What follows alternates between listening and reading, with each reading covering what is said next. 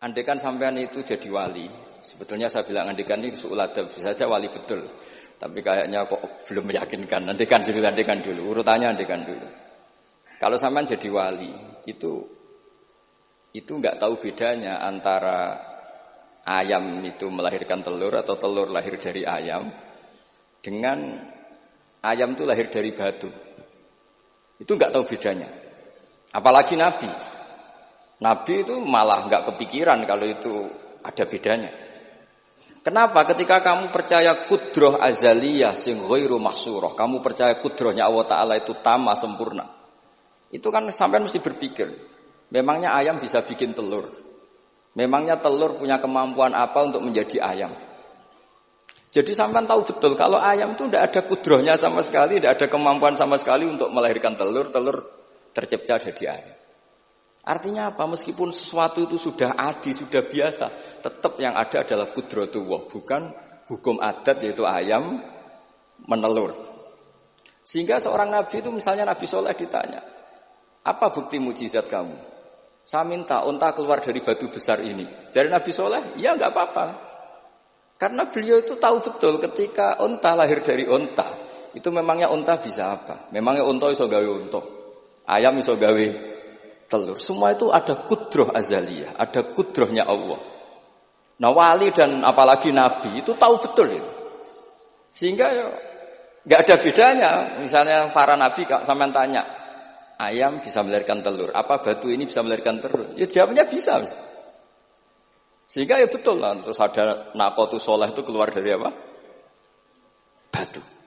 Dan Nabi Soleh biasa saja karena beliau memang nabi. Rasulullah ketika sahabatnya kelaparan, terus diundang Jabir masakannya sedikit. Ya beliau bilang ini masakan harus jadi banyak. Ya banyak, untuk orang sekian ribu cukup. Ketika sahabat kurang air di padang Sahara gitu, sahabat bingung nyari air, Nabi malah sari, masyhur. Sari, terus ya santai aja ketika beliau dilaburi kurang air, terus ya sudah minum air dari sini, terus fana ba'al ma' min baini asabi'i. Karena Nabi itu orang yang tidak bisa didikte oleh hukum adat. Sehingga tidak terus ayam ini bisa lahirkan telur, berarti mungkin. Kalau batu enggak melahirkan telur, tidak mungkin. Terus kamu bilang ini mungkin, ini tidak mungkin. Itu kita kalau di matolek kan diajari. Padahal mungkin tidak mungkin berdasar hukum adat. Bukan berdasar kudrahnya Allah Subhanahu wa ta'ala. Nah, orang-orang yang sudah begini, masalah rezeki juga gitu. Soalnya sementing para pangeran, sok timbarno pangeran. Akhirnya sudah sementing muamalah mbek Allah. Makanya ada cerita seorang Habib, dia enggak punya pekerjaan, terus setiap hari dia sholat, tiap pagi ngantor. Ternyata dia ke mushola atau ke masjid sholat. Terus kata Habib itu, ya Allah, semua orang yang kerja engkau gaji, maka saya ya harusnya engkau gaji. Iku yo terus sugih, tapi bukannya ditiru ora mergo ya. Jadi dia apa ngantor ya ora di kantor, wis ngantore ning masjid sholat. Tapi ini enggak boleh gaya-gayanan yang sudah makomnya seperti itu. Ora sampean gak makome ribet. Tapi ini cerita ya, kalau tak belajar Quran. Sehingga para nabi itu enggak kepikiran, misalnya Nabi Ibrahim itu enggak kepikiran kalau api itu bisa membakar karena beliau tahu api apa punya ikhtiar, api apa punya iradah, punya kehendak. Api apa punya cara yang diinginkan api itu untuk membakar saya kan tidak juga, dia benda mati. Pasti itu murtangan Allah. Sehingga ketika beliau mau dibakar ya santai aja. Beliau nggak tahu bedanya di sana sama di sini. Semua nabi itu begitu. Ma kunta tadrimal kitab walal iman. Makanya semua nabi itu rata-rata ummi itu ya pokoknya sudah begitu. Makanya disuruh berdoa ya nggak mau.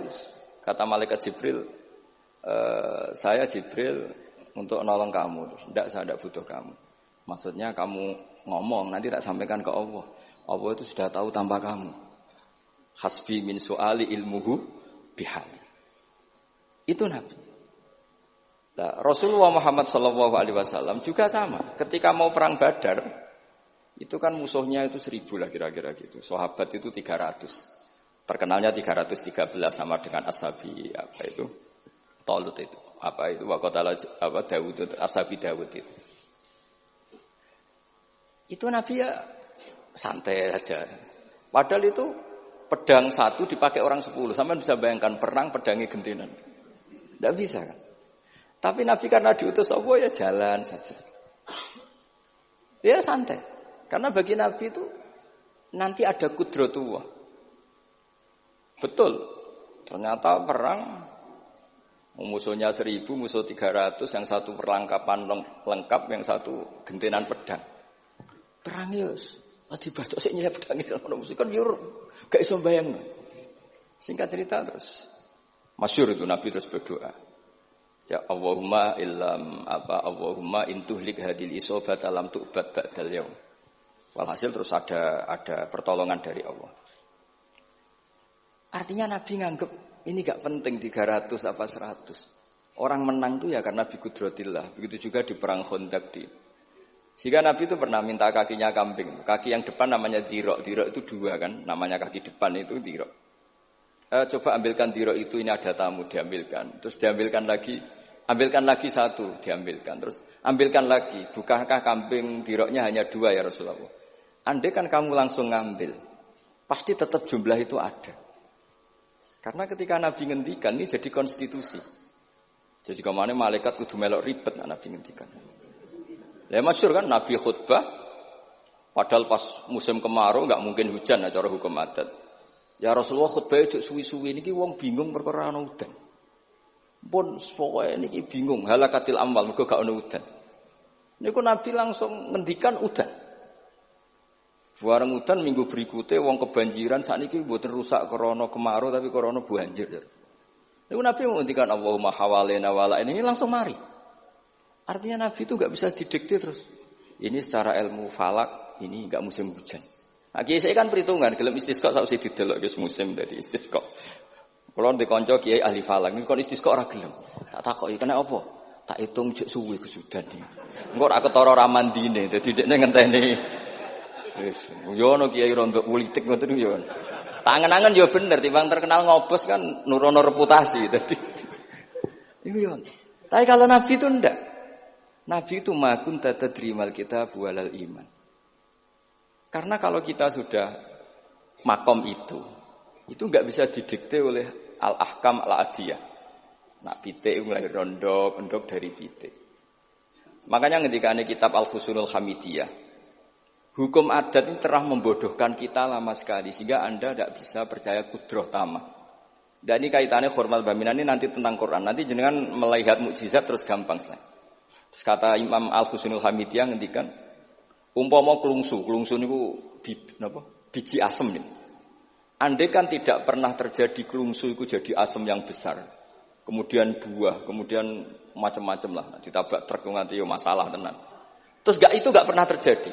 Terus akhbaru kamu khbirun, terus kamu diberi cerita orang, ini klungsu ini bisa jadi pohon besar sekali suatu saat. Kamu pasti tidak percaya.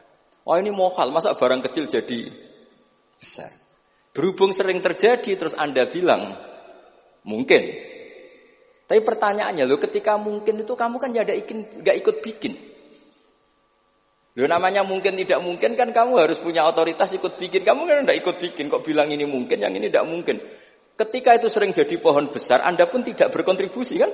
Kontribusinya siapa coba? Allah Subhanahu wa Ta'ala. Nah di sini terus para wali itu sudah mengabaikan itu semua. Jadi ya Nabi kalau mau mi'raj ya sudah terbang saja. Kayak Abdul Qadir Jilani kalau mau tawaf ya tawaf saja. Padahal beliau di Baghdad. Imam Nawawi itu di Damaskus. Tiap malam tuh tawaf. Padahal penerbangan 3 jam. Karena beliau gak roh bedane. Iki adoh iku parku. Mbak Mutamakin kepengen teng Mekah ya teng Mekah mawon. Ora usah antri haji, paspore diurus. Kondo Mas Nadib kondo menak nu mboten usah ngoten. Mboten usah ngoten. Niki cerita wali mboten. Artinya nah, orang-orang ahli Quran itu sudah ke makom itu.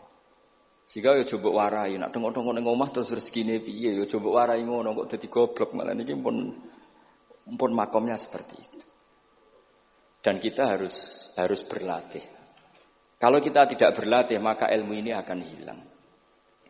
Ya itu tadi, terus kita didikte hukum adat, seakan-akan hukum adat ini memenjarakan kita, memasung kita, kemudian kita sampai nanti ada mukjizat, Naqatus Sholeh keluar dari As-Sakhrah, dari batu besar kita janggal, Nabi Ibrahim dibakar oleh api, kita janggal. Sebetulnya itu kalau pakai, makanya di matolek di semua pondok diajarkan ada mukhal akli, ada mukhal apa? Adi. Kalau mukhal adi itu ya sebetulnya tidak mukhal. Cuma secara adat itu jarang apa terjadi. Tapi kita harus mulai berpikir, dilatih. Ketika telur jadi ayam, memangnya dia punya ikhtiar kan enggak?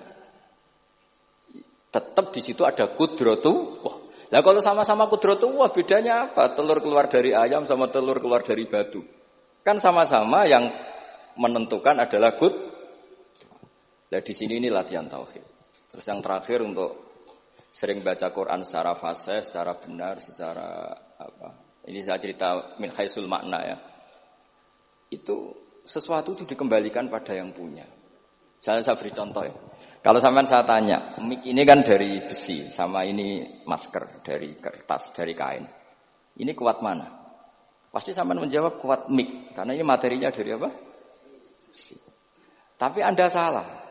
Artinya salah itu, ya semuanya cerdas tapi lagi setengah. Yang benar adalah, ya terserah jenengan Gus jenengan yang megang. Bisa saja ini masker tak rencanakan, tak awetkan, tak simpen, tak museumkan. Saya punya rencana menghancurkan mik ini. Berarti nanti awet mana? Dinosaurus itu konstruksinya lebih kuat, tapi Allah menghendaki habis-habis.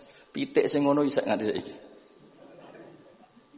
Nah, kira-kira seperti itulah hukum Allah. Karena agama itu apa? Jadi ya mambiati malakutul kulli. Agama itu berkeyakinan kalau ya terserah yang punya. Jadi kalau di depan agama kamu tidak bisa bilang ini lebih kuat timbang ini, tidak bisa. Tetap terserah yang Jadi kalau jenengan cerdas betul ditanya, mik ini sama masker kuat mana? Terserah jenengan. Atau kalau enggak, wallahu a'lam. Karena memang, iya apa artinya ini lebih kuat, tapi saya punya rencana menghancurkan. Tapi ini lemah, tapi aku punya rencana tak awetkan. Nah, seperti itu harus dilatih supaya kita terbiasa iman itu bil bayyinah dengan argumen-argumen yang kuat. Karena memang syaratnya iman menurut banyak ulama ya lam yakunil ladzina kafaru min ahlil kitab wal musyrikin munfakina hatta ta'tiyahumul bayyinah. Jadi sehingga semua rasul itu punya kecakapan itu. Makanya nanti kalau suatu saat jenengan dekat ajal, dekat apa, itu harus begitu juga dilatih.